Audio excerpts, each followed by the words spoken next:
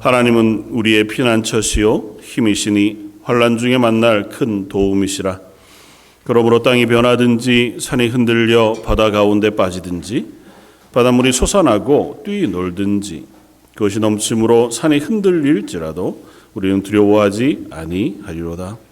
만군의 여호와께서 우리와 함께 하시니 야곱의 하나님은 우리의 피난처시로다. 아멘. 우리의 피난처가 되시며 우리의 삶의 주인 되신 하나님, 이 시간 그 하나님 앞에 경배와 찬양을 올려드립니다. 하나님 앞에 나와 예배하는 저희들의 예배를 받아주시고 저희의 약한 모든 것들은 예수 그리스도의 십자가 앞에 내려놓사오니 보혈로 덮으시고 저를 새롭게 하시며 예배 가운데 온전히 하나님만 바라보게 하여 주옵소서. 오늘 말씀 예수님 이름으로 기도드립니다. 아멘. 전능하사 천지를 만드신 하나님 아버지를 내가 믿사오며 그 외아들 우리 주 예수 그리스도를 믿사오니 이는 성령으로 잉태하사 동정녀 마리아에게 나시고 본디오 빌라도에게 고난을 받으사 십자가에 못 박혀 죽으시고 장사한 지 사흘 만에 죽은 자 가운데서 다시 살아나시며 하늘에 오르사 전능하신 하나님 우편에 앉아 계시다가 저희로서 산 자와 죽은 자를 심판하러 오시리라. 성령을 믿사오며 거룩한 공회와 성도가 서로 교통하는 것과 죄를 사하여 주시는 것과 몸이 다시 사는 것과 영원히 사는 것을 믿사옵나이다. 아멘. 찬송가 27장을 함께 찬양하시겠습니다.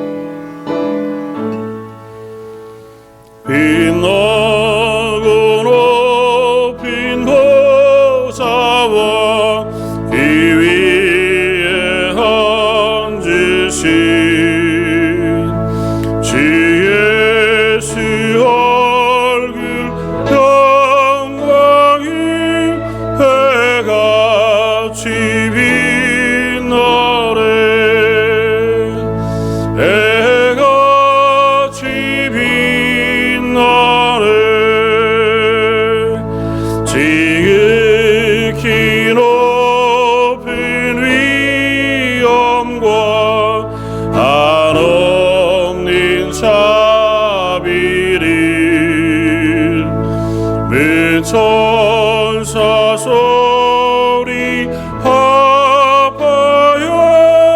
늘 찬송 드리래. 늘 찬송 드리래. 영생을 나를 살리려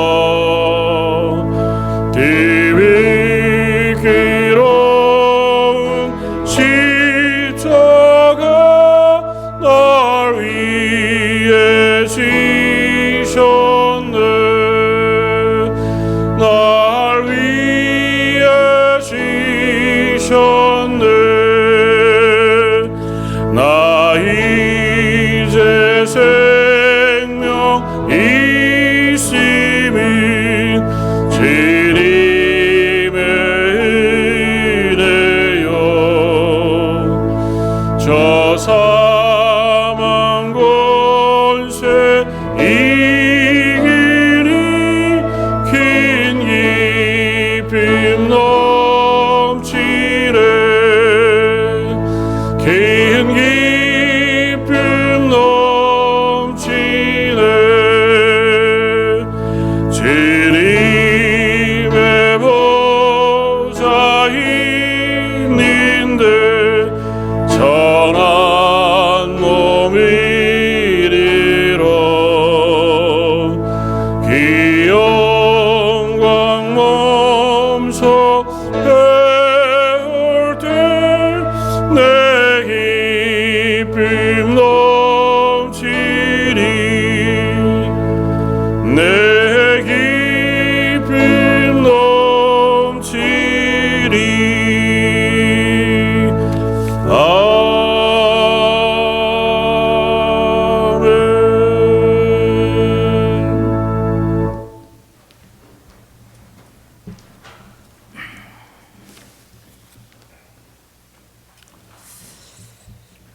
우리들의 영원한 생명이 되시는 하나님 아버지, 오늘도 주님의 선하신 뜻 가운데 예배의 자리로 인도해 주신 그 은혜에 진심으로 감사를 드립니다. 이 시간 우리들의 마음을 정결케 하시어 주님과 교제하는 귀한 예배의 시간이 되게 하시옵소서. 지난 한 주간도 우리 삶을 지키시고 함께하여 주신 하나님 아버지, 우리들의 믿음은 연약하여서 세상 속에 마음을 빼앗기며 하나님의 영광을 가리우고 살아가기를 반복합니다. 사랑과 은혜가 충만하신 하나님 아버지, 바라옵기는 오늘의 예배를 통하여 우리들의 연약한 믿음을 강하게 하시고 또 우리의 영적 육적의 삶이 언제나 세상과 구별된 삶을 살아갈 수 있도록 주님 인도하여 주시옵소서. 우리들이 그리스도인으로서 세상 속에서 누릴 수 있는 진정한 평안은 주님이 주시는 은혜임을 마음 깊이 새기며 매일매일 범사에 감사하며 주님의 은혜만을 사모하는 우리 모두가 되기를 이 시간 간절히 기도드립니다. 이 주님의 몸된 교회도 신령한 은혜가 늘 충만한 교회가 되게 하시옵소서. 어느덧 올해의 반이 지나고 있습니다. 남은 기간 동안 올해 교회에서 세운 모든 계획들이 잘 진행될 수 있도록 주님 우리들을 지켜주시옵소서. 오늘도 주님께 예배드리는 이 시간에 보이지 않는 성도들이 있습니다. 하나님 아버지, 그들이 어떤 이유로 주님 전에 나오지 않는지는 저희를 알 수 없사오나 주님께서는 저들의 사정을 아시오니 긍휼히 여겨 주시옵소서.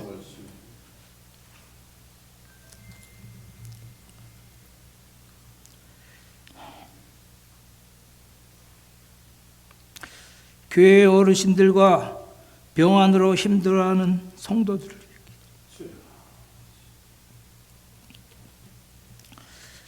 특별히 세월의 흐름으로 인하여 오는 육신의 연약함들을 어쩔 수 없이 견뎌야 하는 우리 어르신들, 그들을 늘 지켜주시오. 심령의 평안함을 주시옵소서. 또 질병 중에 있는 성도들을 주님의 권능하심으로 안수하시어 치유하여 주시옵소서. 오늘도 아침 일찍부터 예배를 위하여 헌신하는 모든 성도님들을 기억하시고 그들의 헌신과 봉사가 하늘의 상급으로 쌓아 주시옵소서. 오늘도 예배를 위하여 영적인 부담을 안고 단위에 서신 목사님을 기억하시고 그에게 성령의 능력을 덧입혀 주시어 그 전하신 말씀으로 통하여서 피차간에 큰 은혜 받는 귀한 예배의 시간이 되기를 간절히 소원하며 이 모든 기도 거룩하신 예수 그리스도의 이름으로 감사하며 기도드립니다. 아멘.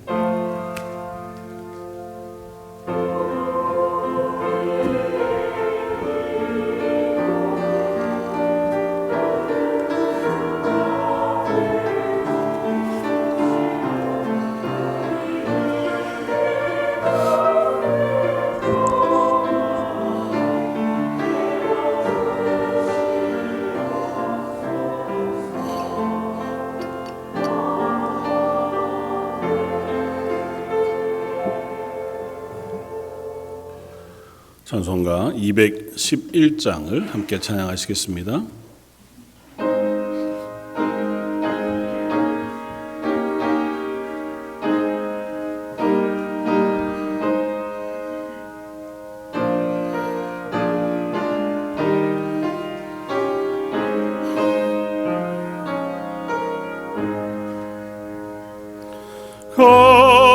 비싼 향유를 제게 드린 막달라 마리아 본받아서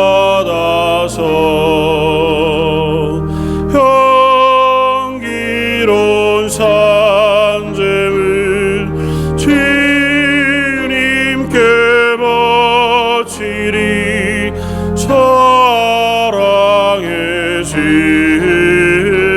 내 주님께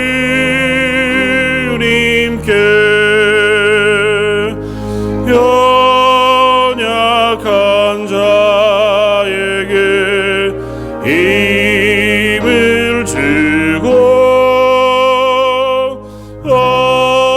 어두운 세상에 빛을 비춰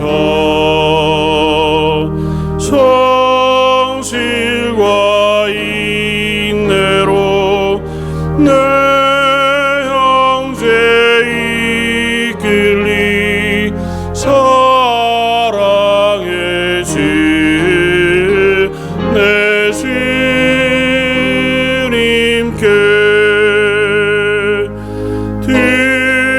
두려운 마음에 소망 주고 슬픔에 쌓인 자 위로하며 길 잃은 자들을 친절히 이끌리 사랑의 주 내 주님께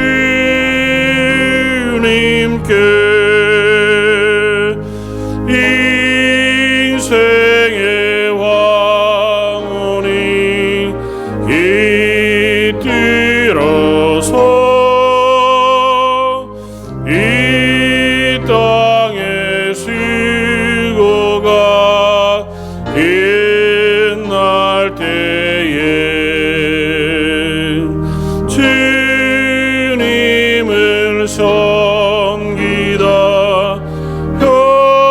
평안히 가리라 사랑의 주 내 주님께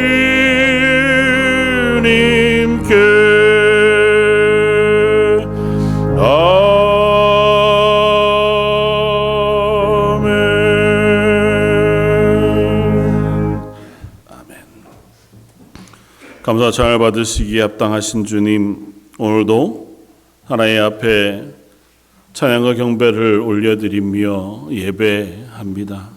하나님이 우리의 삶의 주인이신 것과 우리의 삶에 필요한 모든 것들을 은혜로 베풀어 주시는 하나님이신 것을 고백하며 하나님 허락하신 것의 일부를 예물로 드립니다.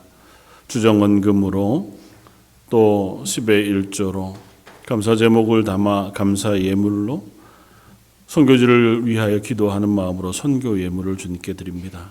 하나님 앞에 드려진 그 모든 물질들을 귀히 받아 주시고 물질들이 쓰여지는 곳마다 하나님의 영광이 선포되어지고 하나님의 능력으로 그 모든 자리에 믿음의 놀라운 열매들이 맺어지게 하여 주옵소서. 아울러 드린 손길과 가정 위에도 복 주셔서 그들의 삶이 이 땅을 살아가는 동안 필요한 모든 것들을 은혜로 채워주시고 하나님이 그들의 삶의 주인 되심을 매 순간마다 고백하며 경험하는 가정들 되게 하여 주옵소서. 성가대와 찬양팀이 하나님을 향하여 입술을 열어 아름다운 곡조로 찬양을 올려드립니다. 온 성도들도 한 마음으로 찬양하오니 그 찬양을 흠향하여 주시고 그 찬양의 이유가 되신 하나님께서 온 성도들과 성가대원들, 찬양팀 모든 가정마다 찬양의 이유를 더욱더 풍성하게 허락하여 주옵소서. 예배를 위하여 수고하는 모든 손길과 예배하는 모든 심령의 예배를 받아주시길 원하오며 모든 말씀 예수님 이름으로 기도드립니다. 아멘.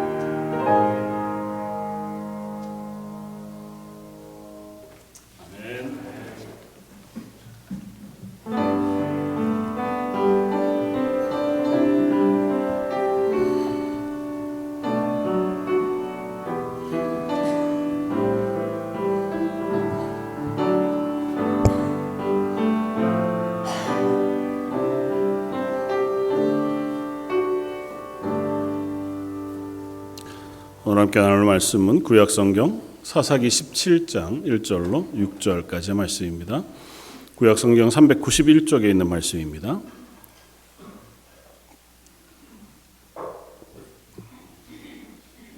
사사기 17장 1절로 6절까지의 말씀입니다.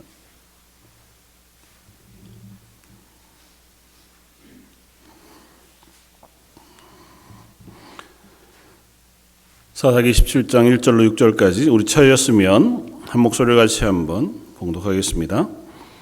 에브라임 산지에 미가라 하는 사람이 있더니 그의 어머니에게 이르되 어머니께서 은 1,100을 잃어버리셨으므로 저주하시고 내게에도 말씀하셨더니 보소서 그 은이 내게 있나이다.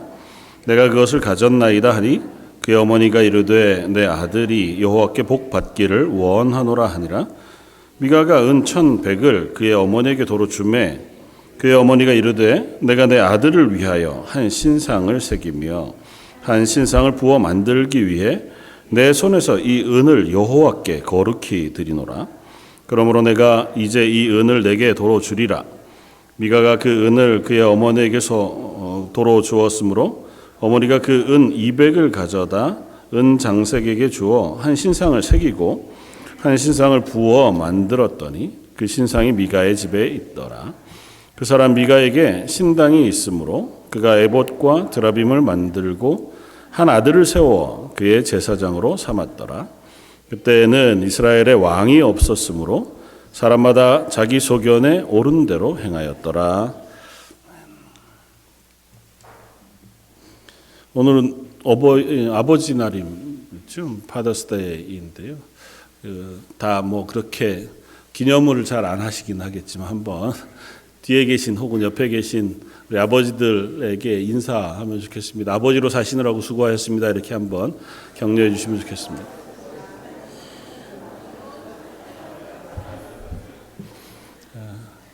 아버지로 안 살아보신 분들 잘 모르지만 아버지로 사는 것도 쉽지는 않습니다. 아버지로 한 가정을 위해서 살아가는 것들의 수고로움을 하나님께서 위로해 주시고 또 더 지혜로운 아버지로 설 수 있도록 은혜 베풀어 주실 줄 믿습니다. 오늘은 사사기 17장에 있는 말씀을 가지고 나의 삶이 주인으로 삼은 것이라고 하는 제목을 가지고 한번 말씀을 묵상해 보고자 합니다. 우리 인생의 삶을 살아갈 때 보통 우리는 그런 고백을 하죠. 내 인생은 나의 것이라고 하는 고백을 합니다. 세상에 휘둘리고 다른 사람들의 시선 때문에 나를 찾지 못하고 또 내가 나를 잃어버리고 살아가는 세상 속에서 야 그렇지 않다. 네 인생은 네가 주인인 것이다. 그래서 네가 결정하고 네가 주인이 되어서 걸음을 걸어가게 되면 그 인생을 너의 것으로 힘있게 살아갈 수 있다고 하는 말을 들으면 참 많은 격려가 되어집니다. 또 그것이 사실이기도 하고 그런 인생을 향한 주인 의식 혹은 주도권에 대한 고백들을 우리가 충분히 가지고 살아야 하는 것이 분명합니다.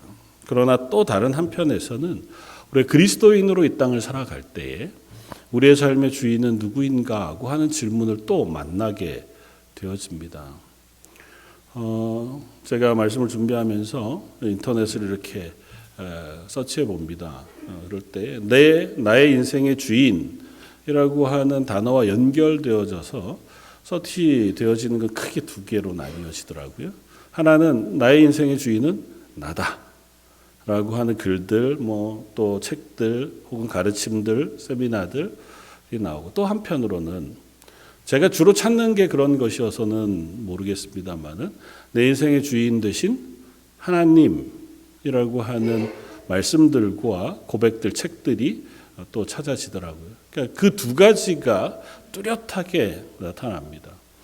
보통 그 외에도 인생의 주인 되어지는 것들에 대한 이야기들을 여러 개로 나눌 수 있죠. 인생의 목표가 성공일 수도 있고, 혹은 명예, 혹은 욕망, 혹은 또 다른 것들이 우리의 인생의 주인의 자리에 차지하게 되어지기도 하는데 그 모든 것들 결국 구분하여 생각해 보면 나일 것이냐, 혹은 하나님이 내 인생의 주인일 것이냐고 하는 것으로 나뉘어지게 되는 것 같아 보입니다. 여러분들의 인생의 주인은 누구십니까? 다른 질문으로 오늘 말씀을 나누고자 하는 제목처럼 내가 나의 삶의 주인으로 삼고 있는 것은 무엇입니까? 우리는 사실은 하나님의 사람으로 살아가고 그리스도인으로 이 땅을 살아갑니다. 그리고 그 고백 속에는 하나님이 나의 삶의 주인이십니다 라고 하는 고백을 늘 품고 살아갑니다. 그럼에도 불구하고 우리는 자주 우리의 인생의 주인이 나인 삶을 살아가고 있는 것을 보게 됩니다. 오늘 사사기 말씀을 관통하는 이야기들을 우리가 보게 되어지는데요. 사사기를 관통하며 한 문장을 사사기의 대표적인 고백으로 들자면 오늘 본문에 있는 6절 말씀일 겁니다. 그때에 이스라엘에 왕이 없으므로 사람들이 각기 자기 소견에 옳은 대로 행하더라고 하는 이 말씀이 사사기를 관통하면서 반복되어져 나타나는 말씀이고 사사기 전체를 드러내주는 이야기에 속합니다. 과연 이것이 사사시대 때만의 이야기일까? 사실은 지금 현대를 살아가고 있는 저와 여러분들의 삶, 그리고 사사시대 이후의 역사 가운데 인간의 삶 전부를 통틀어서 얘기해 보아도 아마 이 선언은 틀리지 않을 것 같아 보입니다.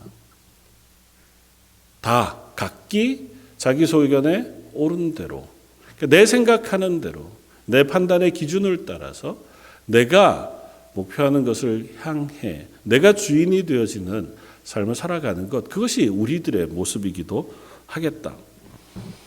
그건 어쩌면 인간이 살아가는 가장 기본적이고 단순한 모습이기도 할 것이고 하나님이 우리에게 자유의지를 주어 만드신 그때로부터 인간에게 주어진 성품 중에 하나이기도 할 것입니다. 그럼에도 불구하고 오늘 그 말씀을 다시 한번 묵상해 보고자 하는 것은 우리가 하나님의 자녀로 하나님의 백성으로 이 땅을 살아가면서 혹 여기에 나와 있는 이 미가 혹은 사사시대의 사람들과 같이 그 기준을 잃어버리고 내가 주인이 되어져서 내 소견에 옳은 대로 엉뚱한 길을 가느라고 애쓰고 있지는 않은가. 다시 내가 방향을 정하여 그 하나님 앞에 설 수 있는 저와 여러분들이 되기를 원합니다.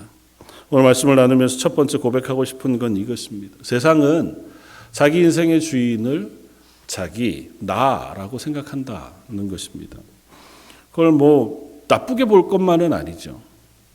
내 인생의 주도권 혹은 주체성을 갖는 것이야말로 우리가 이 땅을 살아가는데 되게 큰 힘이자 기준이 되는 것이 분명하니까요. 다른 사람들에게 막 휘둘리고 이런저런 말들의 영향을 받으면서 내가 어디로 가는지 뭘 하려고 하는지도 모른 채로 휩쓸려 다니는 인생보다야 내가 어디로 갈지를 내가 정하고 그 걸음을 내가 원하는 대로 내가 힘있게 걸어가고자 하는 것은 너무도 좋은 성향이자 또 필요한 일들일 것입니다. 그리스도인으로도 마찬가지고요. 내가 믿음의 주관을 가지고 하나님 앞에서 내 믿음의 목표와 걸음을 걸어간다고 하는 것은 너무도 중요합니다. 그럼에도 불구하고 우리가 깊이 고민해 보아야 하는 것은 그 인생의 주인이 나라고 생각하고 살아가는 순간 우리가 막다트리게 되어질 실패들의 모습들 때문에 그렇습니다. 오늘 본문 이야기는 사사시대의 이야기를 우리에게 들려주고요. 사사시대라고 하는 것은 이스라엘 백성이 애굽에서 종살이 하다가 하나님의 크고 놀라우신 능력으로 그곳에서 출애굽합니다. 광야 40년의 생활을 지나고 하나님이 약속하신 땅, 이 가나안 땅에 그들이 들어와 살게 되었습니다. 가나안 땅에 미리 살고 있던 7 족속들, 아모리 족속으로 대표되어지는 그들을 하나님께서 심판하시는 도구로 이스라엘을 쓰셨고 그들의 죄악을 깨끗이 치우신 이후에 이스라엘 백성을 하나님의 백성으로 이 땅에 심으셨습니다. 그리고 하나님이 그들에게 삶의 기준을 주셨어요. 율법이라고 하는 말씀의 기준을 그들에게 주시면서 약속하십니다. 너희가 이 땅에 살아가는 동안 너희의 삶의 기준은 이 말씀이 되어야 할 것이다.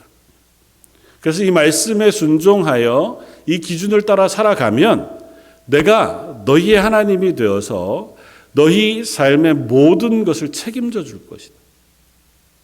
신명기 말씀의 선언을 따르면 내가 들어가든 나가든 싸우든 양떼를 키우든 혹은 포도원에 과실을 키우든 그 모든 삶에 내가 복을 주겠다는 것입니다.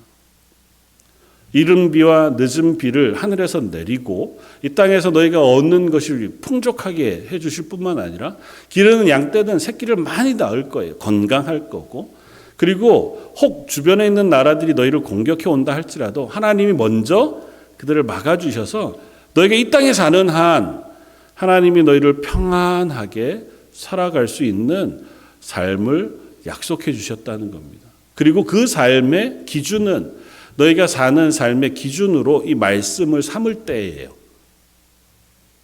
그래서 율법의 말씀은 650여 가지 되는 해야 되는 그리고 하지 말아야 되는 그 세밀한 말씀들을 이스라엘 백성과 약속하셨습니다. 그리고 그건 크게 두 가지로 나뉘잖아요. 하나님과의 관계 그리고 이웃과의 관계.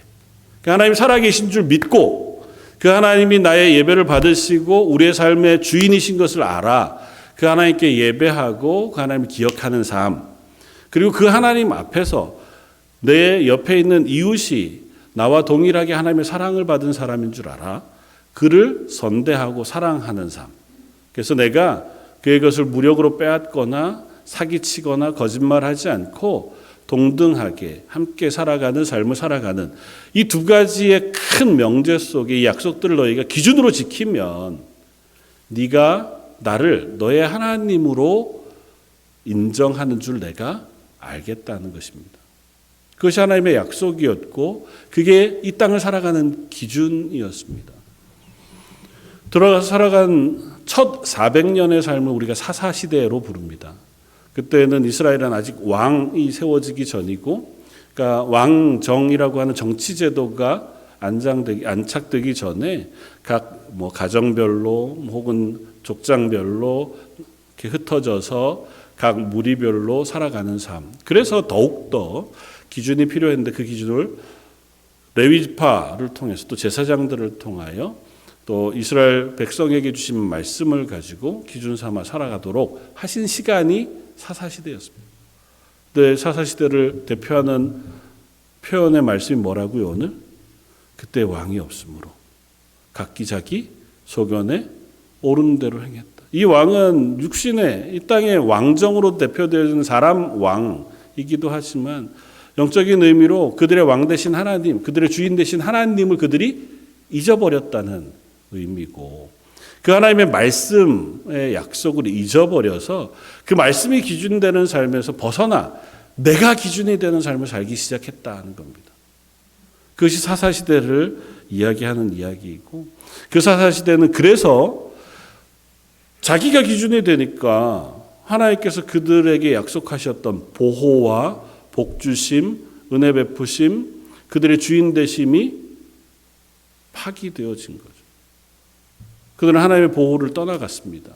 그래서 하나님과의 거리가 멀어지게 되니까 그들은 자기 힘으로 살아야 했습니다. 그러니까 그곳에는 흉년도 들고 가뭄도 들고 주변 나라로부터 공격도 받습니다.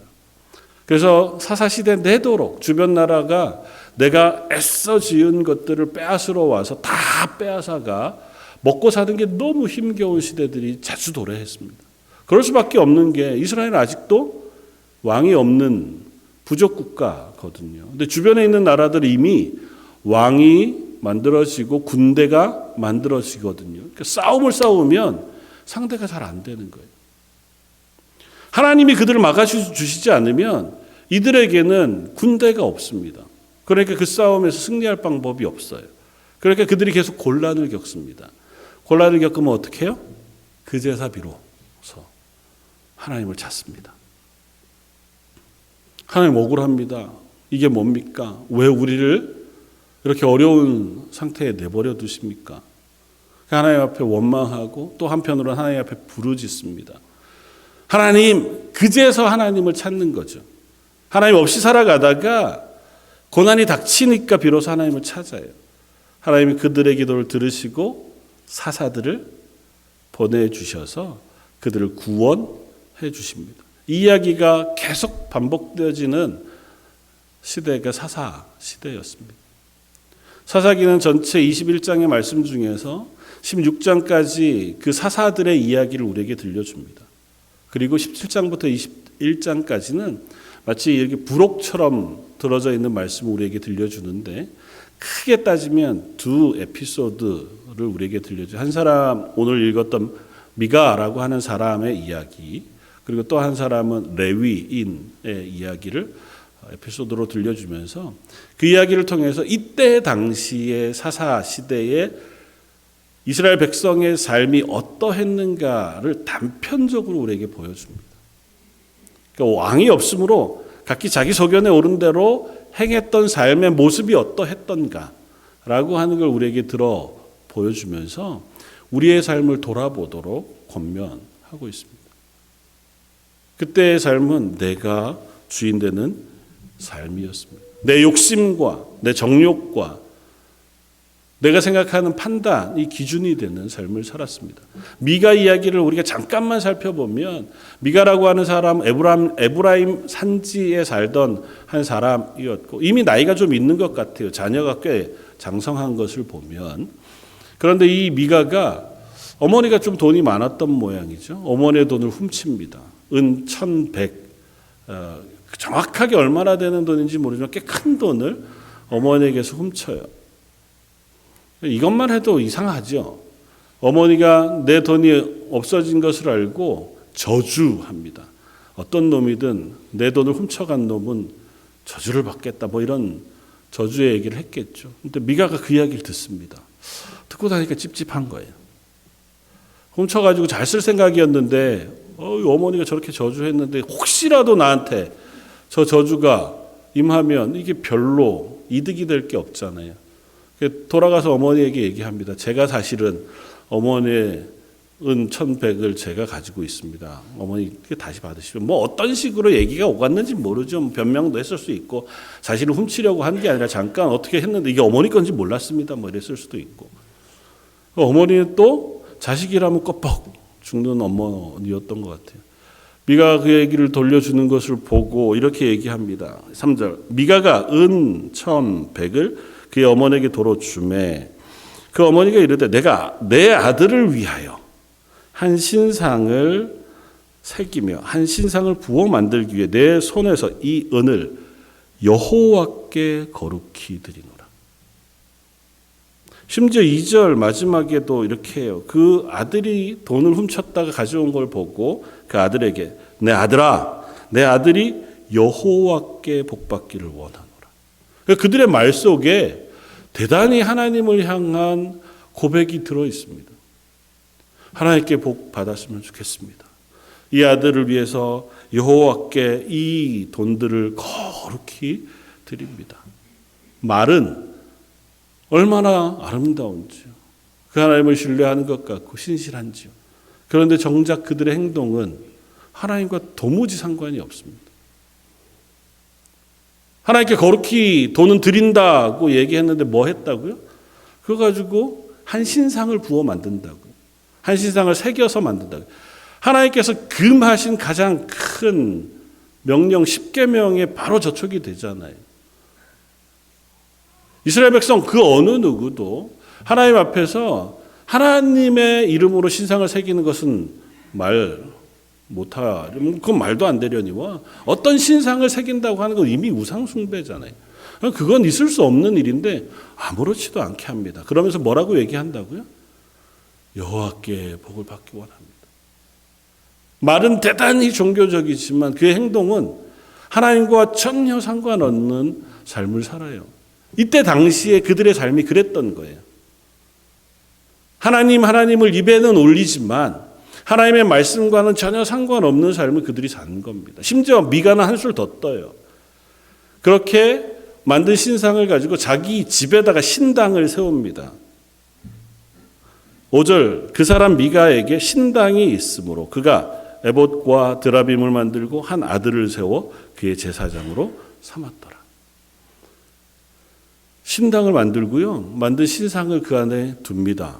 그리고 에봇과 드라빔을 만들었어요. 에봇은 뭡니까? 제사장이 입는 옷. 그리고 특별히 제사장들이 입고 그 안에 우림과 둠빔이라고 하는 것을 통해서 하나님의 뜻을 물을 때에 입는 옷이에요. 좋은 건 다 갖다가. 드라빔은 뭡니까? 우상이에요. 집안의 가정을 지키는 가정신.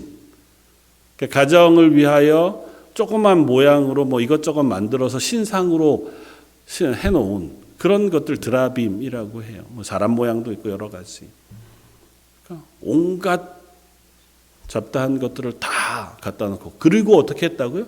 자기 아들을 그걸 섬기는 제사장으로 삼았다고. 형식은 나름 갖추려고 해요. 말은 하나님을 섬기는 것처럼 하나님의 이름을 올립니다. 그러나 그들의 행동은 한 가지 목적에 집중되어져 있습니다. 이걸 통해서 내가 복을 받아야겠다. 내가 복을 받을 수 있다면 뭐 하나님이어도 좋고 드라빔이어도 좋고 혹 에봇 같은 거 가지고 잘 가지고 있으면 괜찮을라나? 심지어 여기 한술 더 뜬 이야기가 7절 이하에 나옵니다. 7절 이하에는 뭐 잠깐 우리가 살펴보면 한 레위 청년이 지나가다가 이 미가의 집에 들러요. 이 레위 청년은 베들레헴이 자기 사는 곳이었는데 그곳에서 삶을 유지하기가 어려웠습니다. 이유는 아주 단순해요. 레위인들은 자기 땅을 가지고 삶을 살아갈 수 없습니다. 그래서 레위인들이 살기 위해서는 이스라엘 백성들이 10의 1조를 들여서 그 10의 1조를 가지고 레위인들이 삶을 살도록 그렇게 하나님께서 말씀하셨어요. 그런데 안 드립니다. 그러니까 레위인들이 먹고 살 방법이 없는 거예요. 자기 삶을 위하여 이곳저곳으로 다닐 수밖에 없고 자기 땅을 구입하고 자기를 위하여 삶을 살아가는 상황까지 간 거예요. 그러니까 레위인도 정상적으로 살지 않습니다. 그런 레위인이 미가의 집에 들렸습니다. 들렸는데 보니까 레위 사람이에요. 딜을 합니다. 미가가 레위 청년에게 야, 너 그냥 여기저기 먹고 사느라고 힘든데 그러지 말고 우리 집에서 우리 집 제사장 해라. 그러면 내가 먹여주고 재워주고 제사장으로 대접해주면서 연봉 얼마를 줄게. 청년이 생각해 보니까 괜찮은 것 같아요. 뭐 살기 팍팍한데 이 집에서 제사장 노릇하면 제사장 되잖아요. 거기다 연봉도 꽤 괜찮아요. 그럼 먹고 사는데 크게 지장이 없어. 그러기로 합니다. 이것이 그때 사사시대의 모습이었습니다. 나중에 이 레위 청년은 한 지파의 제사장이 돼요. 단이라고 하는 지파의 제사장이 됩니다.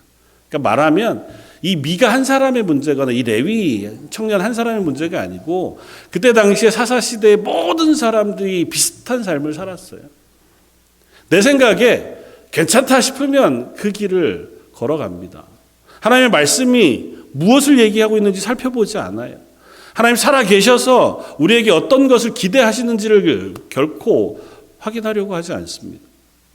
내 생각에 이거면 괜찮은 것 같은데, 이렇게 하면 좋을 것 같은데, 이러면 됐지 뭐, 이만하면 충분하지가 그들의 기준이었습니다. 하나님은 그것이 하나님 없이 살아가는 사사시대의 모습인 것을 분명히 선언해 보여주십니다. 질문해 볼 수 있습니다. 저 여러분들은 어떻습니까? 우리가 살고 있는 시대는 어떻습니까? 우리가 살고 있는 시대가 이 사사시대와 다릅니까? 사사시대의 미가라고 하는 한 사람의 삶과 우리들의 삶은 확연히 다릅니까? 혹 우리들이 말하는 말과 행동, 우리들의 신앙생활은 이들과는 확연히 다릅니까? 왜 질문해 보아야 합니다. 나는 내 삶의 기준을 어디에다 두고 있는가? 내 삶의 주인이 하나님이라는 사실을 인정하고 사는가? 사실 주인이라고 하는 표현을 쓰니까 자꾸 어려워하는데요. 하나님의 주인 되심은 주종이라고 하는 관계와는 조금 달라요.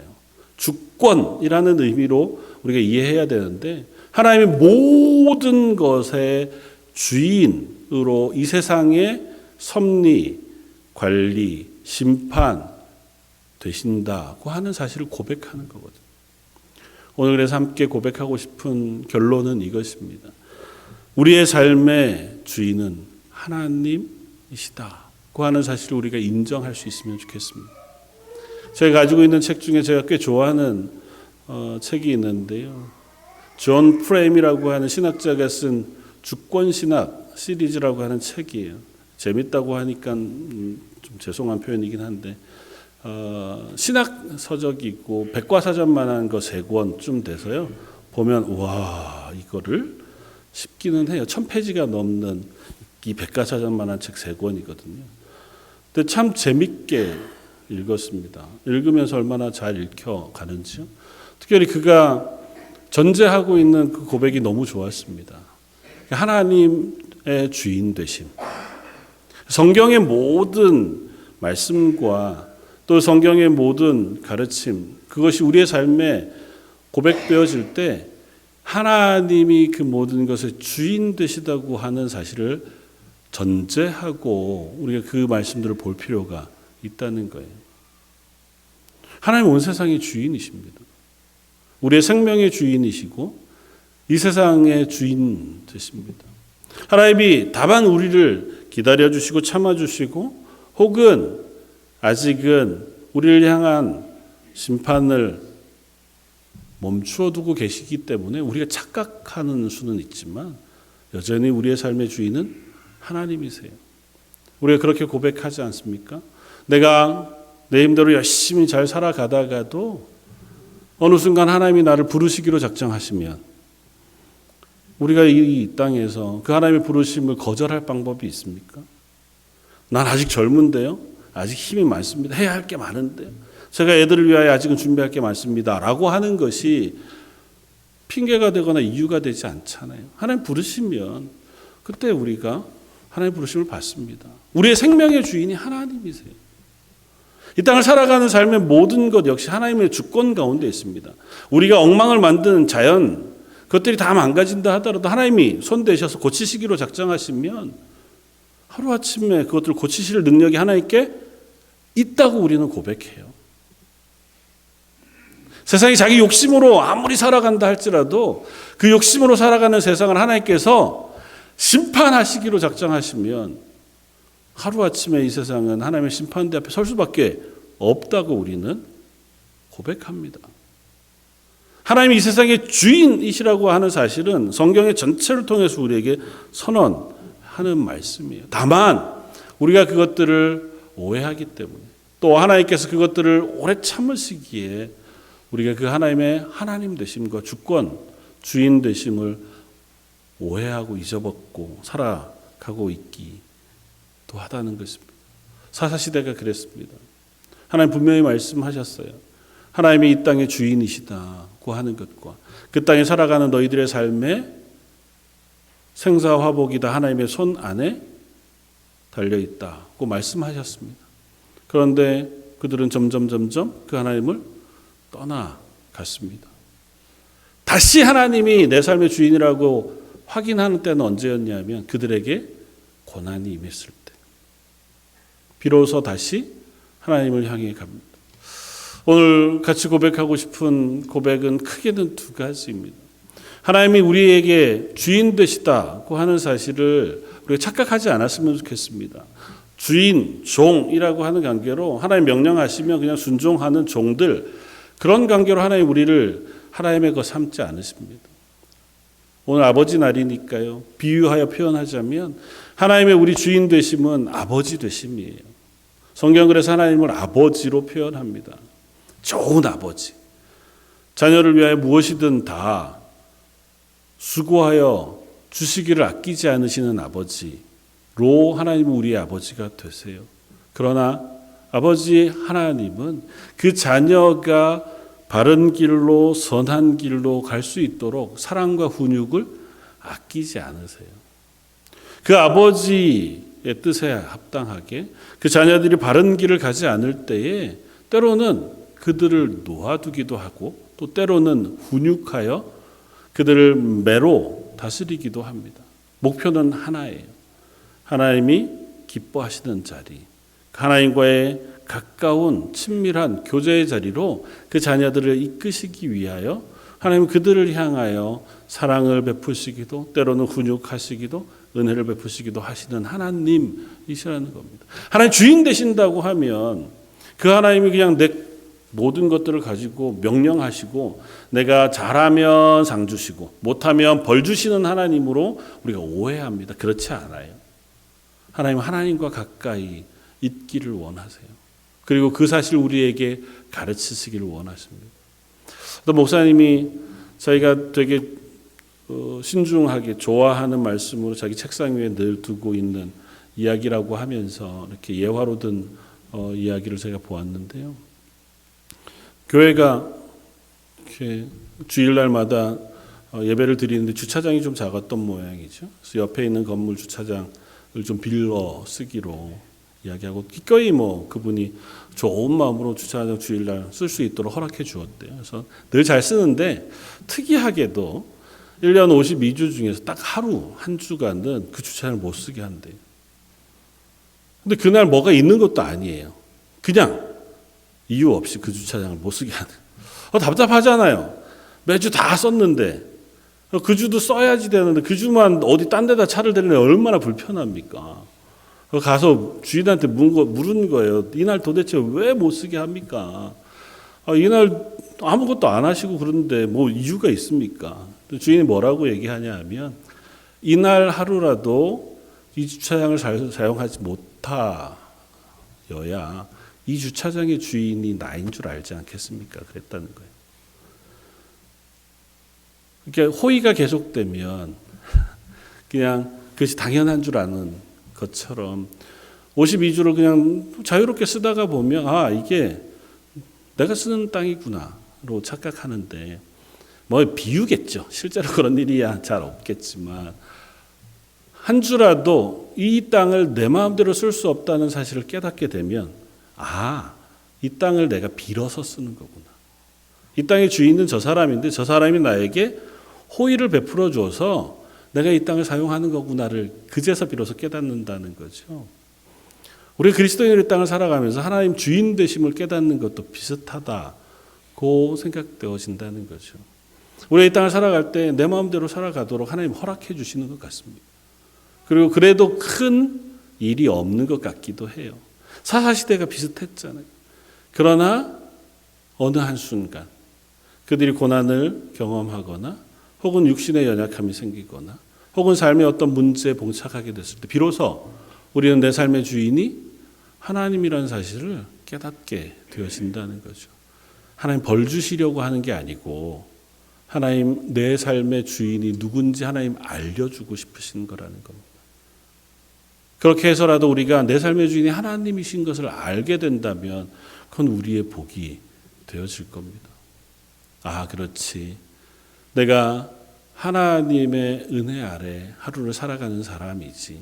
하나님의 도우심으로 이 땅을 살아가는 사람이지를 깨닫는다면 우리는 한 걸음 더 하나님 앞으로 향해 갈 수 있는 사람 되어질 줄 압니다. 그리고 그렇게 하나님 우리가 하나님께로 가까이 나아오는 존재를 만드시기를 원하세요. 사사시대에 왜 하나님께서 이스라엘 백성들에게 그와 같은 율법의 말씀들을 주셨을까요? 그냥 니네 마음대로 살아. 그래도 내가 너희를 보호해주고 너에게 복 줄게. 그게 너희가 내 백성인 줄 세상 사람이 다 알 거야. 그렇게 해주시면 좀 편했을 거잖아요. 근데 왜 안 그러고 이 약속이라고 하는 기준을 그들에게 주셨을까요? 어쩌면 무거운 것처럼. 그래야 알아요. 기억한단 말이에요. 하나님을. 이 말씀을 주신 분을 기억한다고요. 이 약속을 우리에게 약속하신 하나님을 기억한다고요. 이스라엘 백성이 하나님을 잊지 않도록 하나님 그들에게 기준과 약속을 주시는 거예요. 저와 여러분들에게도 마찬가지입니다. 우리가 하나님을 잊으면 내 마음대로 살아가는 인생을 살 뿐이에요. 그것에 따라서 때로는 잘 될 수도 나쁠 수도 혹은 자기 마음대로 살아갈 수도 있죠. 내 욕심이 주인이 되는 삶을 그냥 살아갈 수 있습니다. 그러나 하나님은 우리를 그렇게 내버려 두지 않고 하나님을 기억하고 하나님과 친밀하게 교제하며 하나님으로부터 은혜와 복을 누리는 사람을 만들고 싶어 하신다고요. 그래서 우리가 하나님께로 나아가 하나님과의 관계가 깊어지면 깊어질수록 하나님으로부터 부어지는 말씀과 은혜와 위로와 격려들을 경험하면서 이 땅을 살아가게 하시고, 그 경험이 내 것이 되면 우리 주변에 있는 이들에게 담대히 고백할 수 있습니다.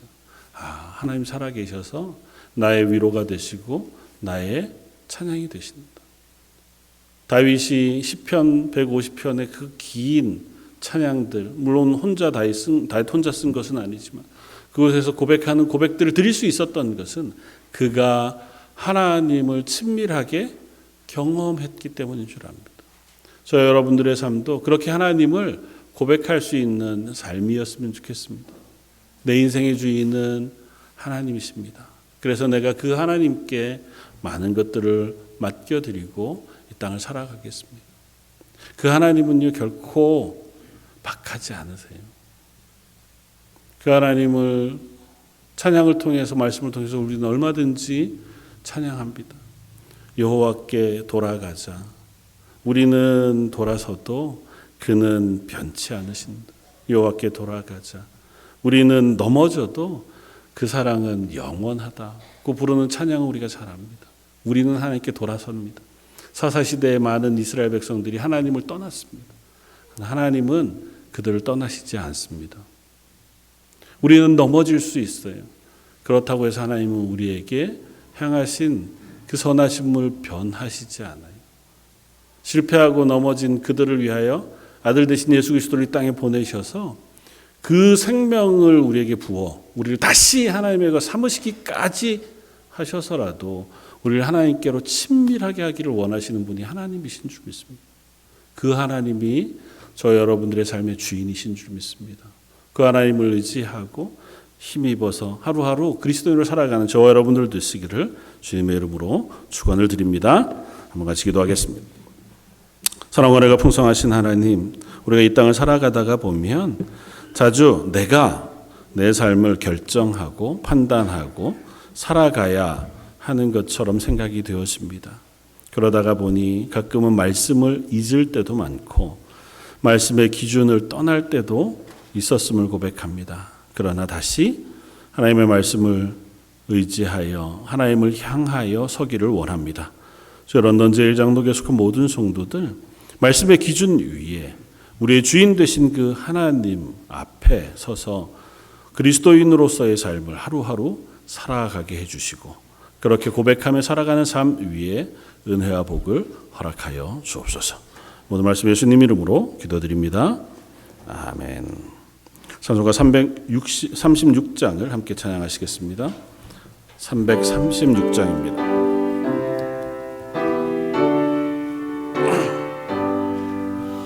환난과 핍박 중에도 성도는 신앙 지켰네. 이 신앙 생각할 때에 기쁨이 충만하도다.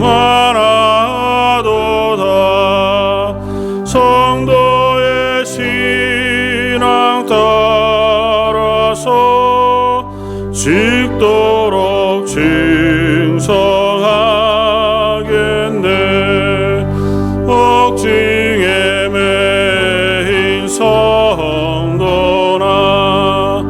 양심은 자유 얻었네.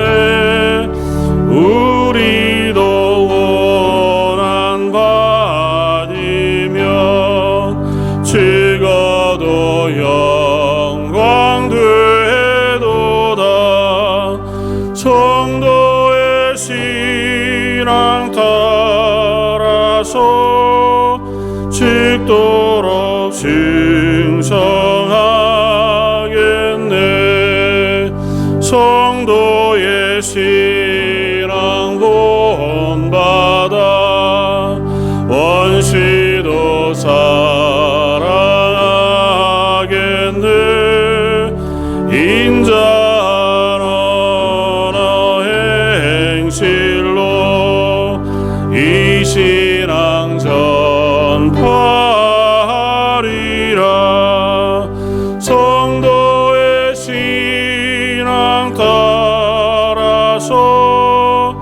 직도록 칭송하겠네.